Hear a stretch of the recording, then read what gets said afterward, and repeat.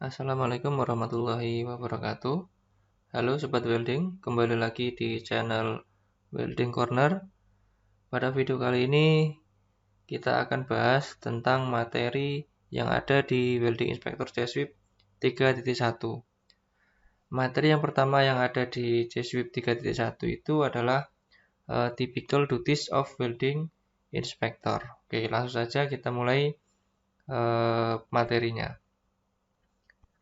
Oke, kita awali yang pertama, yakni tanggung jawab dari seorang welding inspector.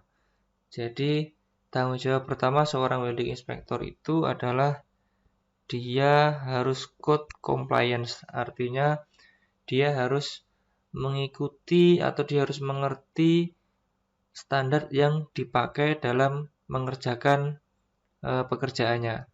Jadi, apa pekerjaan yang dilakukan, standar mengatur seperti apa, harus patuh terhadap standar tersebut. Kemudian tanggung jawab yang kedua yaitu adalah workmanship control atau dia mengontrol pekerjaan.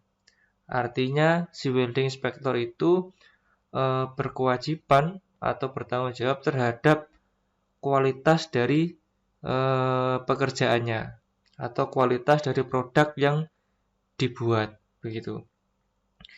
Kemudian tanggung jawab yang ketiga yaitu documentation control. Artinya welding inspector itu juga bertanggung jawab terhadap semua dokumentasi, semua dokumen yang ada saat pekerjaan itu dilakukan. Misalkan mulai dari materialnya datang, kemudian dia mengecek apakah materialnya sesuai spek, bagaimana dengan mil sertifikatnya, kemudian saat proses fabrikasinya seperti apa, mulai dari pengelasannya, fit up-nya, dan lain sebagainya. Artinya welding inspector itu bertanggung jawab penuh terhadap kualitas dari produk yang dibuat oleh fabrikator. Nah, kemudian welding inspector itu juga harus memiliki personality atau personal attribute yang baik gitu ya. Nah, apa saja itu? Yang pertama dia harus jujur. Ya, dia harus jujur, dia harus apa adanya. Misalkan materialnya itu yang datang tidak sesuai spek, maka dia harus bilang. Misalkan mil sertifikatnya itu tidak cocok, dia harus bilang. Jadi dia harus jujur gitu. Kemudian yang berikutnya adalah integritas atau integrity. Jadi welding inspector itu ya hampir sama seperti yang jujur tadi, bahwa apa yang dikatakan atau apa yang ada itu ya harus dikatakan atau disampaikan apa adanya. Kemudian yang ketiga yaitu welding inspector itu dikatakan baik atau personal atributnya itu baik gitu ya, kalau dia juga memiliki knowledge atau memiliki pengetahuan. Jadi dia harus jujur, dia harus berintegritas, dia juga harus memiliki pengetahuan yang cukup gitu. Kemudian yang terakhir yaitu dia harus memiliki komunikasi yang baik. Oke. Nah, yang berikutnya yaitu sebelum dimulainya sebuah pekerjaan itu seharusnya welding inspector itu familiar terhadap standar yang digunakan. Jadi yang pertama yang paling penting itu harus mengetahui standar apa yang digunakan gitu. Yang berikutnya adalah dia juga harus tahu welding prosedur yang digunakan. Ya, welding prosedur yang digunakan apa atau seperti apa welding prosedurnya, dia harus memahami itu. Kalau tidak, ya maka dia tidak tahu apa yang harus dikerjakan karena tidak mengetahui acuannya itu ya. Kemudian yang berikutnya adalah dia harus memiliki good vision. Good vision di sini maksudnya adalah memiliki kemampuan melihat dengan baik gitu ya. Di sini dikatakan berdasarkan EN 473 itu bahwa penglihatan seorang welding inspector itu harus dicek setiap 12 bulan.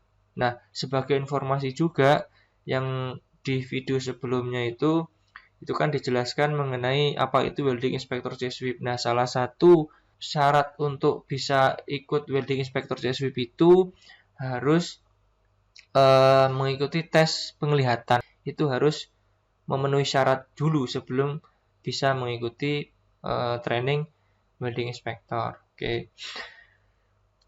Nah, berikutnya CSWIP ini adalah welding inspector yang standarnya dari Eropa. Pegangan utama seorang welding inspector itu dalam hal ini CSWIP tadi itu adalah ini BSEN ISO 17637 yang mengatur tentang visual inspection atau visual examination untuk fusion weld. Nah, tugas welding inspector itu yang pertama adalah observe. Dia harus mengamati. Mengamati apa? Mengamati semua aktivitas produksi, gitu ya, untuk menjaga kualitas las-lasan. Gitu. Nah, kemudian yang berikutnya adalah record. Jadi, welding inspector itu juga harus melakukan dokumentasi apa yang dikerjakan, ya, atau reportnya itu, ya. Jadi report yang dibuat itu atau semua tahapan yang dilakukan itu harus ada reportnya begitu.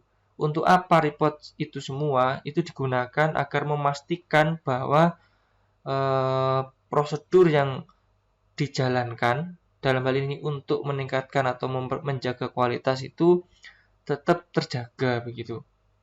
Ya, jadi semua aktivitasnya itu harus ter-record, harus tercatat begitu. Kemudian yang ketiga yaitu dia harus mengcompare. Mengcompare ini maksudnya adalah dia apa yang dicatat tadi itu, ya semua apa yang dicatat tadi itu harus kita korelasikan atau kita bandingkan dengan acceptance kriteria yang ada pada standar yang sudah dijelaskan tadi itu. Maksudnya adalah misalkan dalam sebuah pembangunan atau membuat produk apa, itu tadi menggunakan standar apa. Nah, saat melakukan inspeksi, maka apa yang dicatat, apa yang didapatkan itu dibandingkan dengan standar. Apakah ini masih memenuhi atau tidak, dan lain sebagainya. Artinya, acuannya tadi itu adalah standar. Ya, yang tadi sudah dijelaskan di awal bahwa dia adalah welding inspector itu harus code compliance. Jadi dia mengikuti atau patuh atau tunduk terhadap standar yang digunakan. Standar bilang apa, yaitu yang harus dijalankan atau diikuti begitu. Oke. Kemudian berdasarkan ISO 17637 yang tadi itu bahwa syarat gitu ya pencahayaan atau illumination-nya itu minimal adalah 350 lux ya. Tetapi pada umumnya sering direkomendasikan itu adalah 500 lux. Nah, kemudian bagaimana aksesnya untuk melakukan atau akses penglihatan untuk melakukan uji visual? Yang pertama, jaraknya itu maksimal itu adalah 600 mm atau 60 cm. Jadi jarak mata kita itu, mata saat melakukan inspeksi itu tidak boleh lebih dari 60 cm. Terlalu jauh begitu, itu tidak boleh. Ya, itu yang pertama. Yang kemudian tentang viewing angle-nya itu harus tidak boleh kurang dari 30 derajat ini. Oke, lanjut. Kemudian peralatan yang digunakan untuk inspeksi. Ya, jika aksesnya itu terbatas, maka boleh menggunakan alat bantu berupa mirror borescope atau fiber optik. Nah, namun keduanya ini ya biasanya adalah tergantung dari persetujuan ya. Persetujuan. Kemudian alat yang lain ya itu ada welding gauge gitu ya untuk mengecek berbagai hal gitu ya. Bisa bevel angle, bisa weld profile, fillet size, kemudian ada undercut depth, macam-macam. Ya memang senjata utama dari welding inspector itu adalah welding gauge. Ya, kemudian ada juga alat lain yaitu ini well gap gauge dan linear misalignment. Ya, ini juga biasanya digunakan untuk dalam setting atau fit up ya, fit up sebelum dilakukan pengelasan. Kemudian digunakan pula atau membawa pula si welding inspector itu biasanya alat ukur berupa penggaris atau meteran gitu ya. Kemudian kadangkala juga dibutuhkan kaca pembesar ya. Namun kaca pembesarnya itu harus pembesarannya 2 sampai 5 kali, tidak boleh lebih dari itu ya. Oke. Nah, kira-kira ini alat-alatnya yang digunakan itu umumnya, yang umum digunakan itu yang tadi saya jelaskan itu ada penggaris misalkan di sini ya. Ini. Kemudian ada welding gauge yang ini, welding gauge ya. Kemudian ada voltmeter atau ampere meter itu biasanya satu alat ini. Kemudian ada magnifying glass itu yang ini atau kaca pembesar. Kemudian ada center ya, center.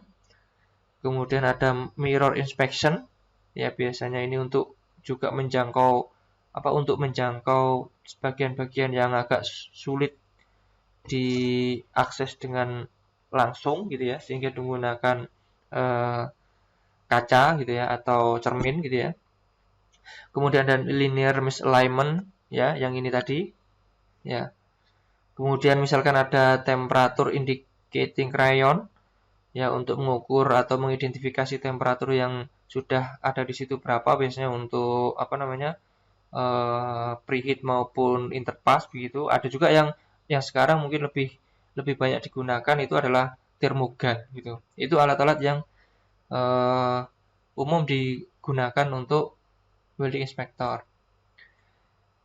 Jadi itu tadi sudah dijelaskan bahwa tugas utama welding inspector itu sebenarnya adalah menjaga kualitas ya, dalam hal ini las-lasan gitu ya.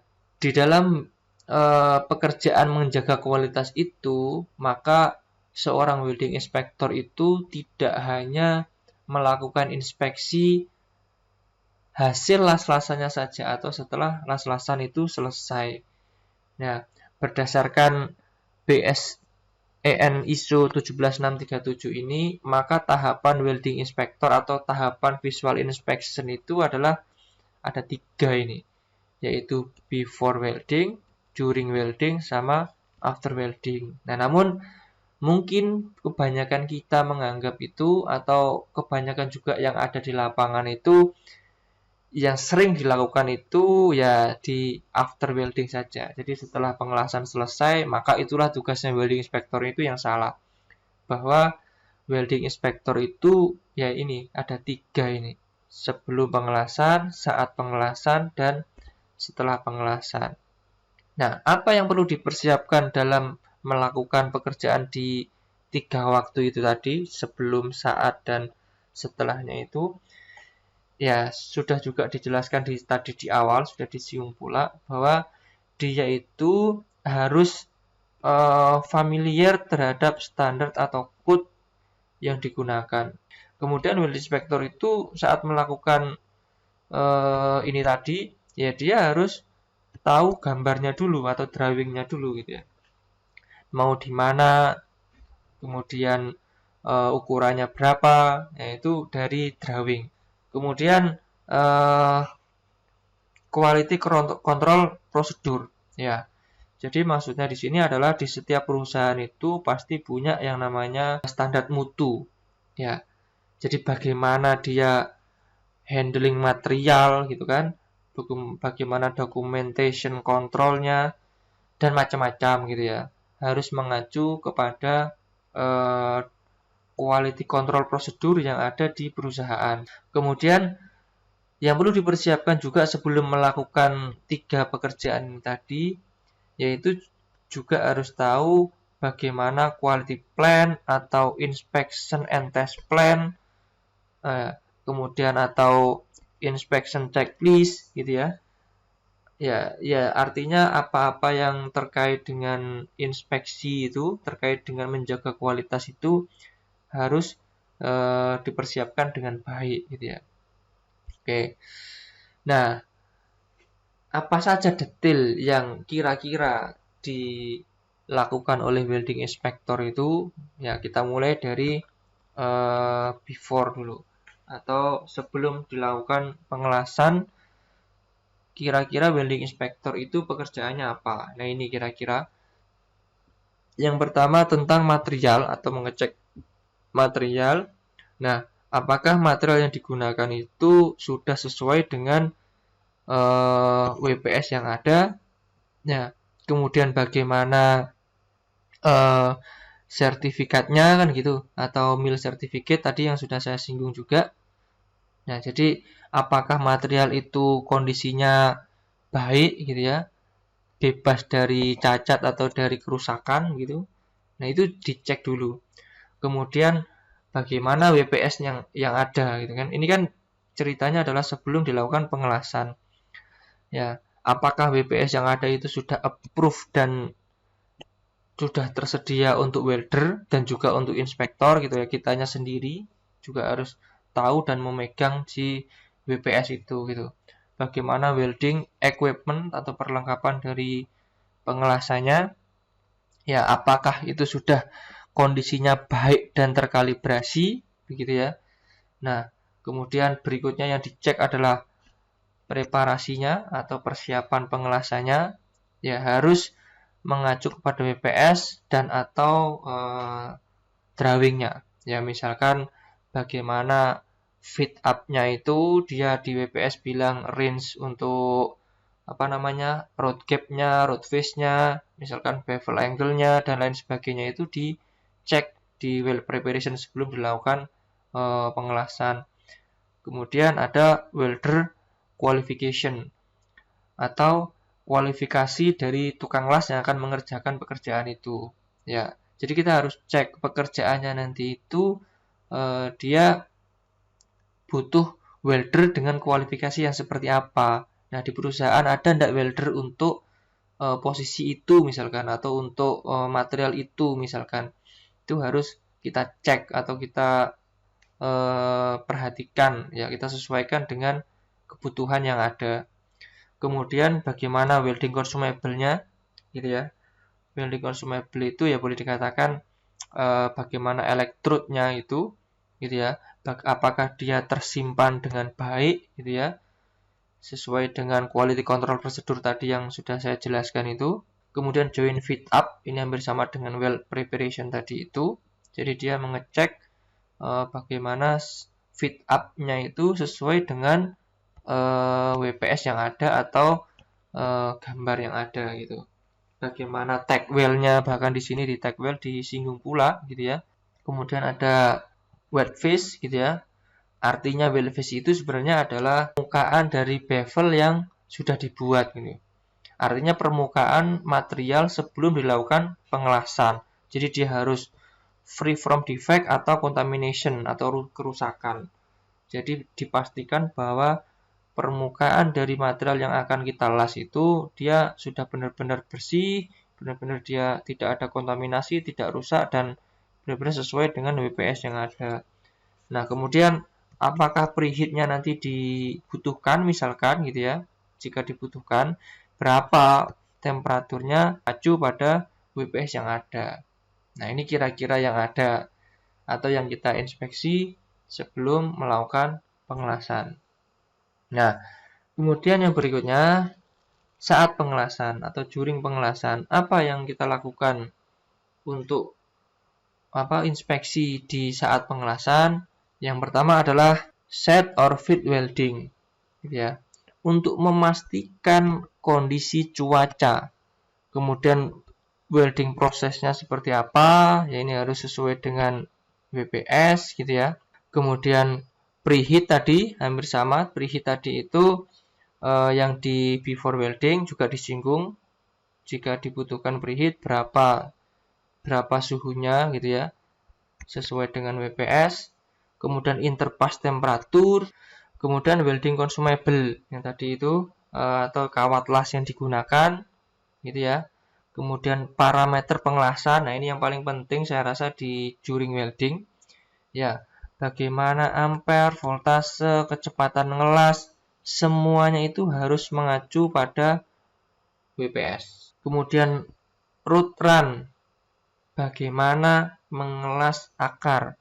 Pengelasan yang dilas dari satu sisi, maka pengelasan akar itu harus benar-benar baik, secara visual dapat diterima. Ya, itu baru boleh melakukan pengelasan isi dan seterusnya. Kemudian yang berikutnya, saat pengelasan itu sangat dimungkinkan juga terjadi gouging atau grinding. Ya, ini juga harus diperhatikan saat pengelasan berlangsung. Kemudian interan cleaning. Jadi maksudnya itu adalah kita melakukan pengelasan itu, misalkan platnya tebal, maka akan terjadi beberapa kali pengelasan atau beberapa layer pengelasan gitu ya. Nah, sehingga pembersihan yang sebelumnya itu harus dipastikan benar-benar bersih. Kemudian welder ya harus approval tadi itu, atau bahkan ini itu sebenarnya dicek di before-nya tadi itu. Oke. Kemudian yang berikutnya adalah setelah pengelasan atau after welding. Ya. Yang pertama itu adalah weld identification, atau boleh dikatakan ini memberi tanda atau marking terhadap pekerjaan yang dilakukan. Maksudnya adalah di poin ini di joinan tersebut itu dikerjakan oleh siapa. Ya, weldernya itu siapa, itu diberi identifikasi begitu. Tujuannya adalah ketika nanti terjadi cacat, katakanlah nanti setelah dilas itu akan dilakukan uji UT misalkan, terus di situ ada cacat, maka akan bisa men-tracing, di sambungan tersebut yang mengelas adalah si siapa, itu nanti akan bisa dengan mudah terlacak.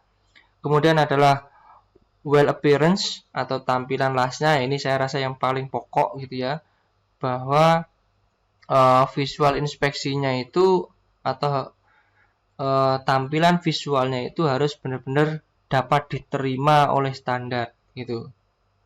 Sehingga dengan visual yang baik, maka itu bisa dilakukan NDT yang lain. Karena kalau misalkan visualnya tidak baik, maka NDT yang lain juga tidak akan bisa dilakukan.